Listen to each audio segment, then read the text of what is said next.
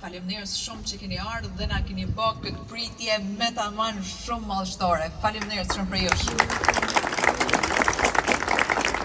Tesh edhe mu më kapën emocione këtu përpara jush, përpara kësaj priti, përpara njerëzve të mrekullueshëm të rajonit numër 3.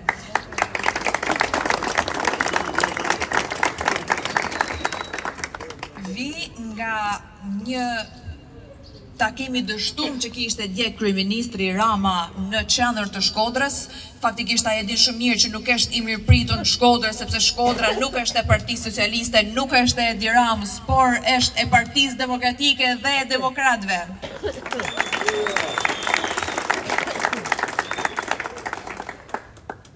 Kishte një zhgënjim dhe u shikote në sytë e tij një dështim. Pati dhe një lloj acerimi thjesht sepse përpara tij dolen një grup të rish, të cilët thjesht i çunen dy gishta përpara fytyrës tij dhe valviten flamurin e Partisë Demokratike. Në fakt për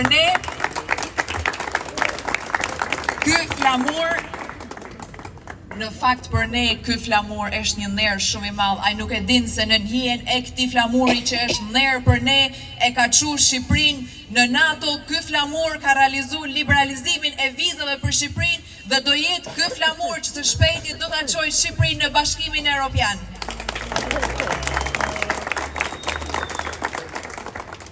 Do ta çojnë Shqipërinë në Bashkimin Evropian jo sipas stilit të Ramës, me shqiptar me gomone që shkojnë dhe ndryshojnë janë të detyruar me lanë pasaportën shqiptare dhe me marrë një pasaport tjetër, por do ta çojnë në anën ekonomike dhe në anën politike dhe do ta barazojnë atë me nivelin e shteteve të Bashkimit Evropian.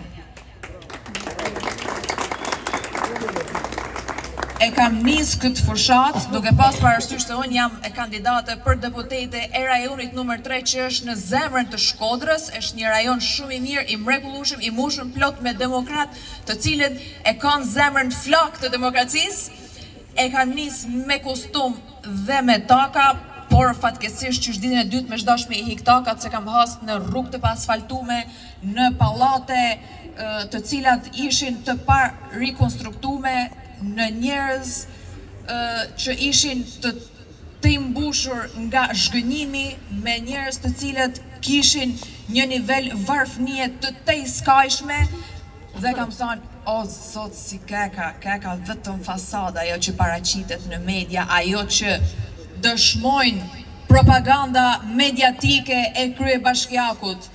Një bashkie e cila në këto 2 vite nga një bashki që ka marrë vendin e 3 në rang kombëtar për zhvillimet dhe projektet, ka dalë një bashki që nuk ka arrit as 30% e asaj të cilën ajo ka firmos vetë.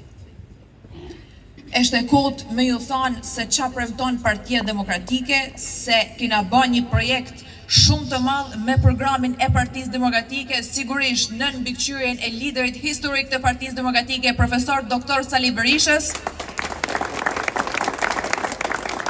i cili pikëspari direkt me ardhin e Partisë Demokratike premton dhe siguron nxjerrjen e Shqipërisë, nxjerrjen e popullit shqiptar nga varfëria ekstreme të cilën është zhyt. Paketa e emergjencës është një emergjencë kombëtare për të gjithë pensionistat të cilët nuk kanë minimumin e pensionit, kanë dhënë kontributin e tyre me vite e vite në Shqipëri dhe shpërblehen me një pension totalisht qesharak. Me njerëz të cilët janë të papunësuar. Takova dje një ish punojës të bashkisë dhe më tha, Senada 200 sa vet janë pushu nga puna vetëm në 2 vitet e fundit, vetëm se kanë qenë të Partisë Demokratike. Mbi 200 sa familje janë hënë rrugë dhe mbi 200 sa familje nuk kanë ma një rrogë bazë me se të ushqehen. Kjo është ftyra e vërtet e qeverisë socialiste, të iskamja e këtij populli.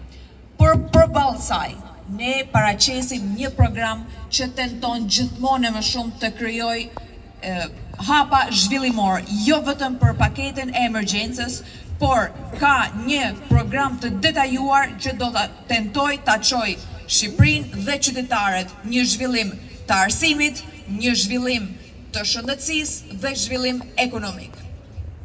Prandaj, ju e shikoni vetë realitetin, e dini se në këto momente gjendja e Shqipërisë ka arrit ekstremin dhe ka arrit ku nuk ban më.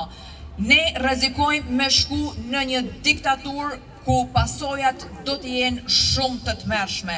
Nuk ka më kohë me bë prova. Shkodra i ka bë provat si asnjë qytet tjetër dhe ka dhënë prova se nuk ka më besë. Në qeverinë socialiste nuk duhet të ketë më besë. Prandaj e shkoha që të tanë ne, demokrat, socialistë të ndershëm, të ngrihemi të gjithë në këmbë, të bëhemi bashkë dhe shporrim këtë narkoshtet dhe të neodiktaturë komuniste të cilën po rrezikojmë.